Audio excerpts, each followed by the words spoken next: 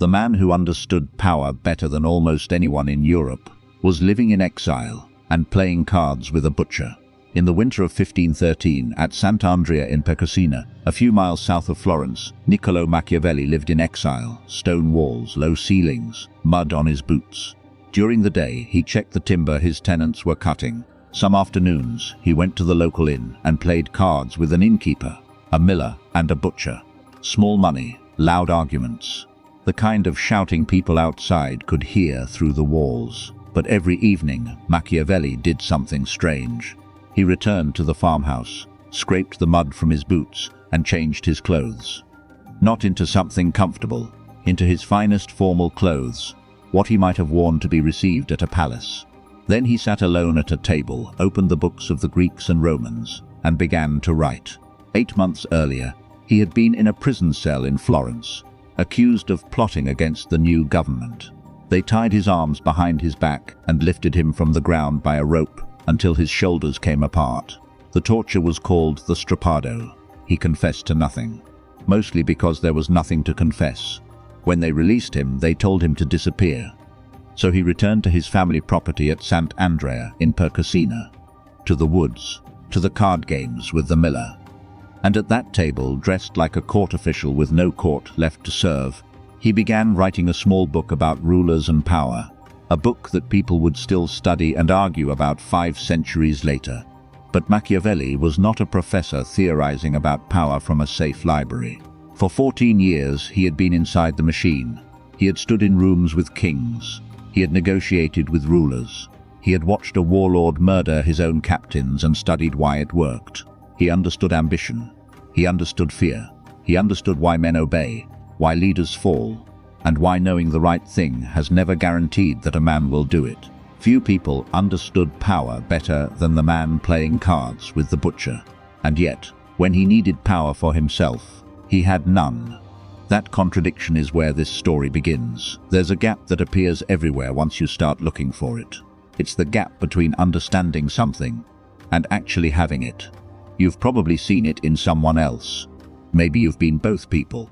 Think about the friend who can explain exactly why the housing market works the way it does. Interest rates, supply, zoning. They can give you a 15-minute breakdown, and every part of it is correct. They rent.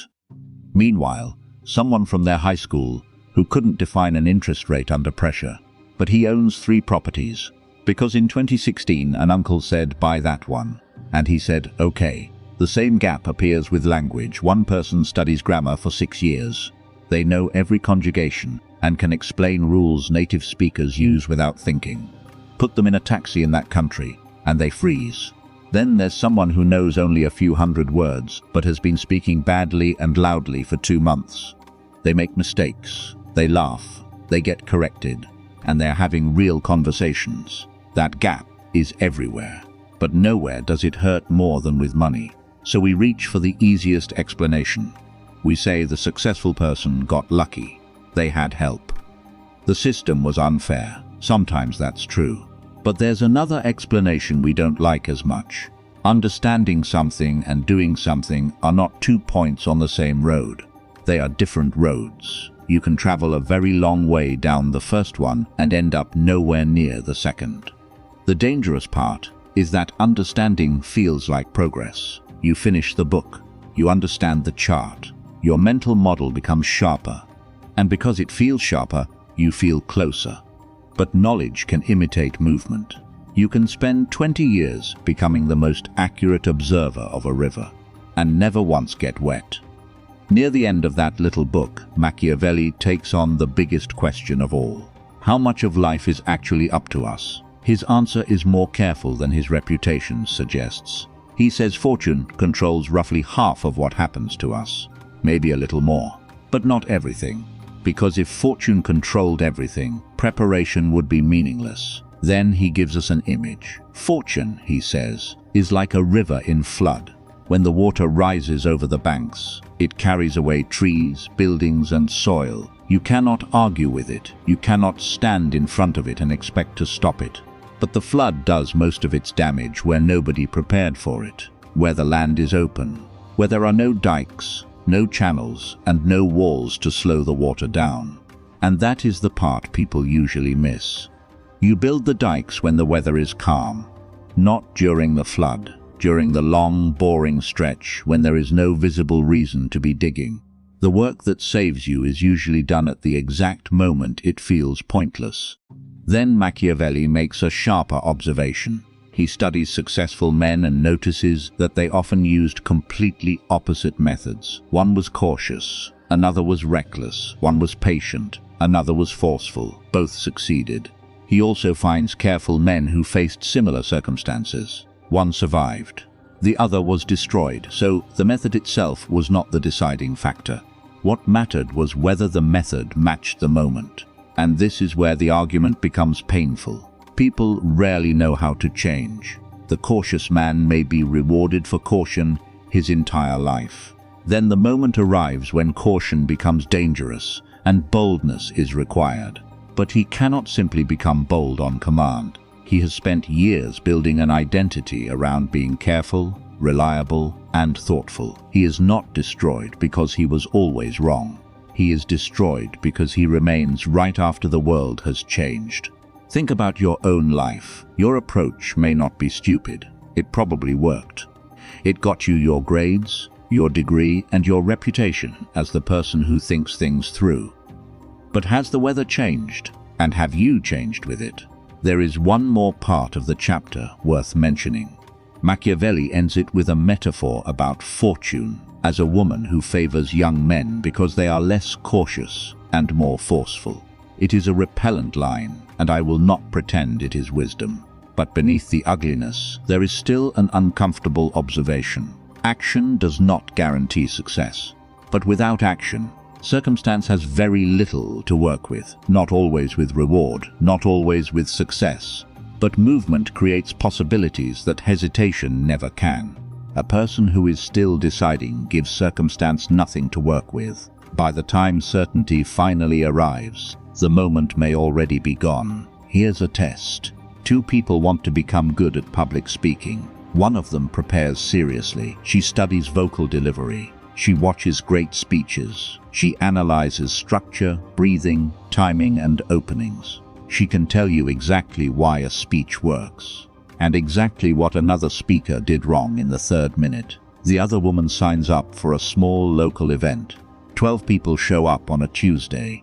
She speaks for 8 minutes. It goes badly. She loses her place twice. Someone checks their phone. She goes home feeling like she swallowed a stone. Then 3 weeks later, she does it again. Now move the clock forward 2 years. The first woman has become an excellent critic of public speaking. Her taste is better than the second woman's ability. And that is exactly the problem. Her standards have become so refined that everything she could actually produce embarrasses her. The second woman has spoken 40 times. She has been visibly bad in front of hundreds of people. She knows what a room feels like when it starts turning against her.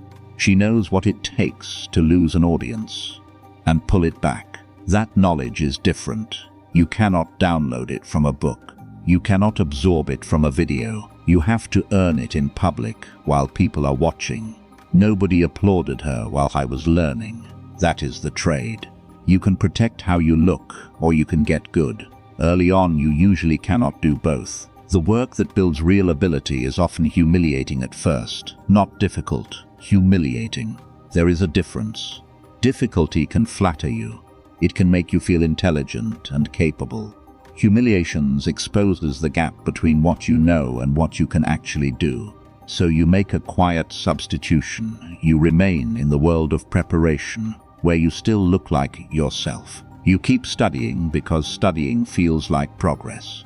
But sometimes studying is just hiding with better lighting. And this is not an argument against thinking. Machiavelli thought deeply. That is why we still remember him. The problem is using thought to avoid the moment when your ideas have to face reality. So ask yourself one question. When does this preparation become real? When will someone see it, hear it, judge it, or pay for it? If your knowledge never has to face the world, you may not be preparing. You may be protecting your clean hands. Something happens the moment a plan touches the real world. Reality exposes mistakes your own mind cannot see. When you evaluate your idea, you are using the same brain that created it. Same blind spots, same assumptions. You will notice the problems you already know how to see. The dangerous ones are the problems you never imagined. Consider a small food business. Someone spends 4 months planning everything. The menu, the costs, the margins, the suppliers, the branding. The spreadsheet is beautiful. Every column balances. Then the business opens. Within 8 days, they discover the real problem. The deliveries arrive at 7 in the morning. The street is one way, and there is nowhere legal to stop the van. That's it, not the margins, a truck and a curb. No spreadsheet could have predicted that. No book knows every street. This is where people usually say, just fail fast. But that phrase has been repeated so often that it has almost lost its meaning. The important point is simpler. A mistake teaches you differently when it costs you something. A mistake on paper costs nothing. You notice it, feel clever for catching it, and move on. But an awkward phone call, an annoyed customer, or money lost because you missed something obvious that stays with you. You remember it in your body. You are much less likely to make the same mistake again. That is why the person who has spent 3 years making small, cheap, embarrassing mistakes is not merely more experienced than you.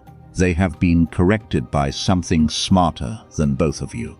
Reality has been showing them what their theories could not. And this is why Machiavelli cared so much about what happens when ideas meet events. The world knows things nobody has written down yet. Machiavelli had a warning for people who refuse to pick a side. Neutrality does not always keep you safe. In one chapter, he tells a story from ancient history. A foreign king invades Greece, and a smaller state finds itself caught between 2 powers it cannot defeat. Both sides send envoys. The invader tells the smaller state to stay out of the conflict. Remain neutral. Keep your hands clean. It sounds like the safest option. But the Roman envoy gives a colder answer. If you refuse to choose, you will not be left alone. You will be left without friends, without protection, and eventually become part of the winner's prize. Machiavelli's conclusion is just as severe. A ruler is respected when he is clearly your friend or clearly your enemy. The hesitant ruler, trying to avoid the danger closest to him, usually chooses neutrality and often gets destroyed by it. Because the winner remembers that you were absent when victory was expensive, and the loser has no reason to trust you either. So the position that looked safest leaves you standing alone. Now bring that argument into your actual week. The business partner has been taking more than he contributes, and you still have not said anything. You can see his side. There might be an explanation. The conversation would be awkward. Maybe the problem will resolve itself, or your salary has been wrong for 2 years, but you keep waiting for the right moment to ask about it. A restructure is coming. You do not want to seem difficult. You tell yourself you are being patient. But none of these situations are neutral. That is the lie in the word. Every one of them is a decision made by refusing to decide. And once you refuse to choose the terms, the situation begins choosing them for you. The decision keeps executing itself every day quietly in the background. Meanwhile, the consequences keep growing while you call your hesitation caution. Being intelligent can make this worse. A good mind can produce a convincing argument for every option. Soon you are sitting with 4 defensible positions and no decision. And the sitting feels like rigor. It is not rigor. Rigor produces a decision. Sometimes the wrong decision made early is survivable. It gives you information. You learn something, you adjust. A decision you never make gives you nothing to learn from. No feedback, no course correction. You cannot course correct from a position you never took. Machiavelli did not learn this from books. He was standing in the room.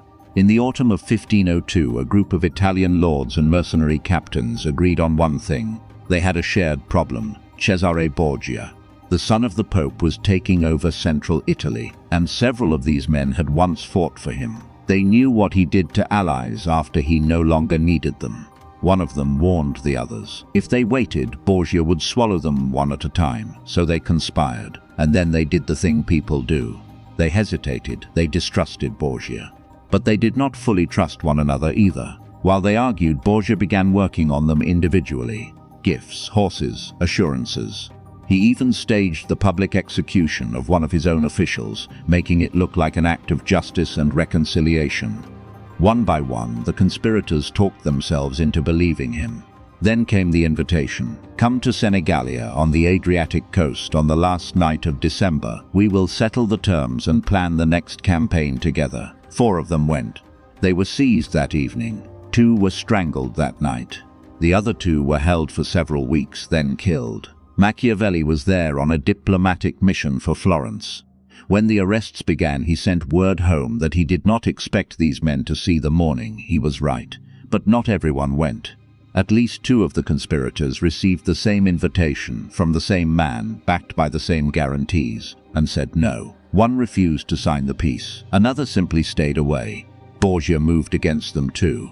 They spent that winter running from city to city, but they were running, which is to say, they were alive. Now look carefully at the difference between the 2 groups. It was not intelligence. Every man involved was a professional. They had spent their lives in politics and war. They all knew Borgia's reputation. That was why they had conspired against him in the first place. They had the information. The difference was what they did with that discomfort. The men who died felt that something was wrong. Then they allowed the gifts, the letters, and the reassurances to talk them out of it. They wanted the peace to be real. And because they wanted it to be real, they made the evidence look better than it was. The men who survived had the same feeling. But they treated it as information. They had no proof. They could not have had proof. Nobody sends you documentation of an ambush in advance. They acted on an unconfirmed suspicion and accepted the cost of being wrong. They might look paranoid. They might destroy a peace deal. They might be embarrassed. That is what decisiveness actually is. Not confidence, not certainty. It is the willingness to act while the evidence is incomplete and carry the embarrassment if you overreacted. The men who died were waiting for certainty. In a situation where certainty arrived exactly 1 moment too late. Now take that out of the Renaissance and put it in your inbox. You have felt it about a job that is slowly going wrong. A partner whose numbers do not quite line up. A deal where everything looks fine on paper, but something in the tone feels wrong. And what do? You look for more evidence. It feels reasonable.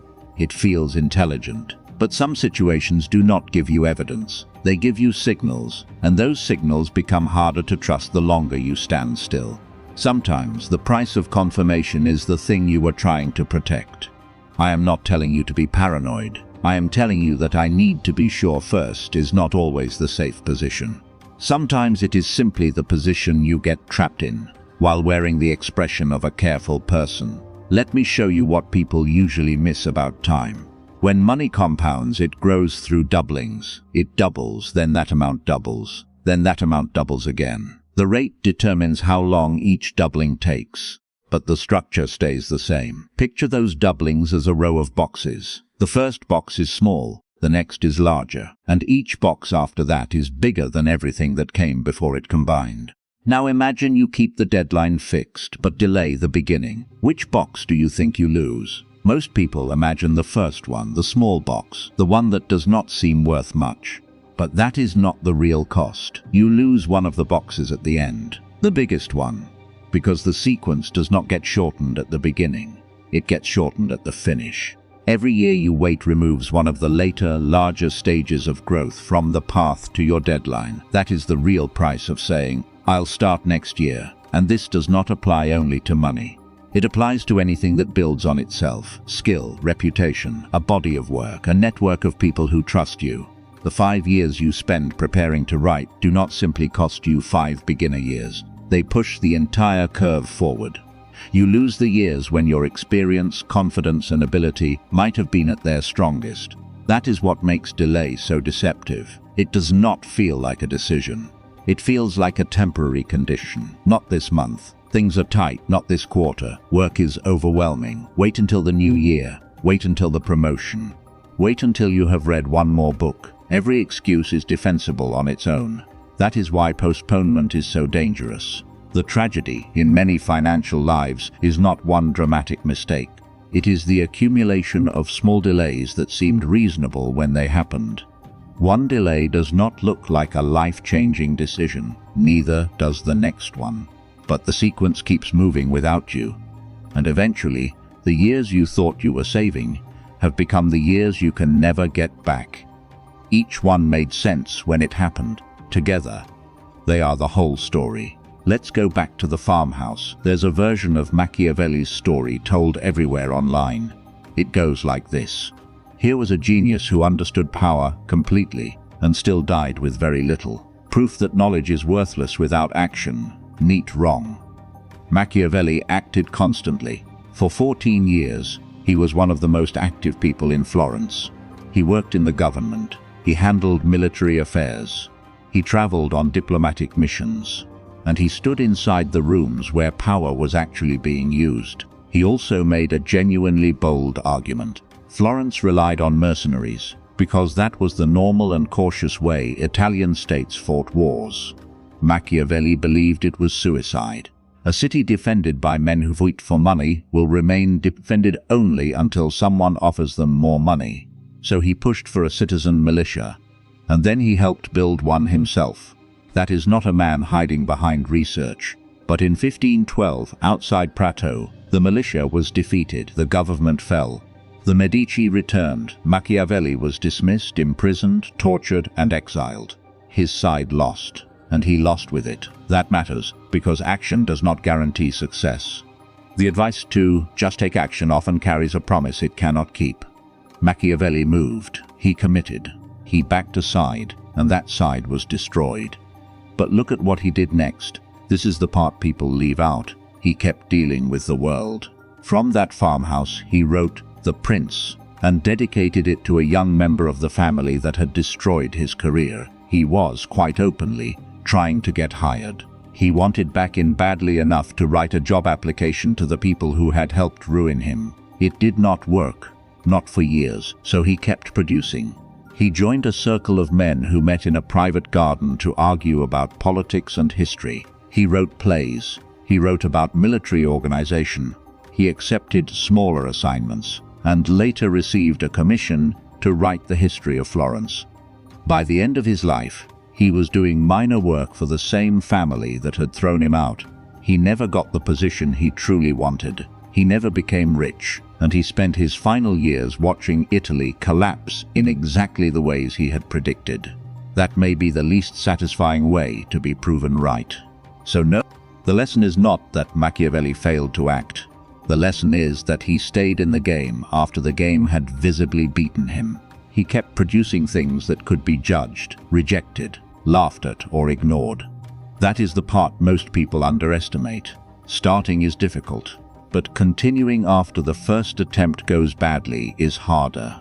You have to keep putting work in front of the world after the world has already given you a reason to stop. And one honest note matters here. People still disagree about what Machiavelli was doing in The Prince. Some see it as sincere advice to rulers. Some see it as the work of a republican exposing how princes actually behave. Others see it as a desperate attempt to regain employment. Reasonable scholars have argued all three interpretations for centuries. Anyone who tells you they know his motives with complete certainty is selling you something. There's a reason this problem feels sharper today. It isn't that people became weaker. It's that preparation became a product. All day, someone is selling you another way to understand something. Courses, frameworks, breakdowns, newsletters summarizing books you never have time to read, videos like this one, promising to explain the thing before you have to face it. Understanding is the perfect product because it never ends. There is always another layer, another book, another framework, another piece of information you tell yourself you need before you begin. And it always feels responsible. Nobody sells you the 8 minutes in front of 12 people on a Tuesday. There is no market for that. It is free. It is available right now. And it is the part no course can replace. We have built an industry that can make preparation feel complete before it has ever been tested. You finish a course, and it feels like progress. But nothing outside your head has changed. You have not made the call. published the work, spoken to the audience, asked for the money. The preparation has given you the feeling of movement without the risk of moving. Then there is the status problem. In many online spaces, explaining is rewarded faster than learning. Explain something well, and people call you intelligent. Do something badly in public, and they call you something else. So the safer position is to comment on the game instead of playing it. Commentary is cheaper, it is safer, and it gets better feedback. Machiavelli did not understand power by watching from a distance. He entered the rooms where it was being used. He negotiated with rulers. He watched alliances collapse. He built an army. He lost his position. Then he kept producing work that could be judged, rejected, or ignored. That is the difference. 20 years of excellent commentary can leave you with excellent opinions. But opinions are not the same as skill. They are not the same as results. And they are not the same as a life you actually entered. Let's go back to that table one more time. The man in the good clothes, alone, writing something nobody asked for, in a house he had been sent to because his side had lost. For years I saw that scene as sad. A ruined official dressing for an audience of dead men because no living person was waiting to see him. I don't see it that way anymore. Look at what he is actually doing. He has just spent the afternoon shouting over a card game with a miller. Now he puts on his formal clothes and sits at the table. He is not pretending to still be important. He is taking the one thing still available to him and doing it as seriously as if the world were still watching. No audience, salary, no reason to believe it will ever matter. It mattered. He simply never lived long enough to see it. And that is the shift I want you to take from this. The question was never whether you are smart enough. You probably answered that question years ago, and the answer changed almost nothing. The real question is smaller and much more annoying. What are you willing to do badly, on an ordinary day, with nobody watching for long enough that it begins to compound? Because there is something in the back of your mind right now. You knew what it was before this video was halfway through. The message you have not sent. The thing you have almost started 6 times. The conversation you have rehearsed so often that it feels as if you have already had it. You have enough information. You have had it for a while. Do not let it dissolve into tomorrow. Take the smallest visible piece of it, the part that takes 10 minutes, not 10 weeks. And do that part today, not because one small action will change your life. It probably will not. Do it because the version of you who acts on an ordinary Tuesday is the only version that ever builds anything. That version does not arrive fully formed. You assemble it, one unimpressive decision at a time. Understanding the world can make you interesting. Only participating in it can make you present. If this gave shape to something you've been carrying, subscribe. I'll see you in the next one.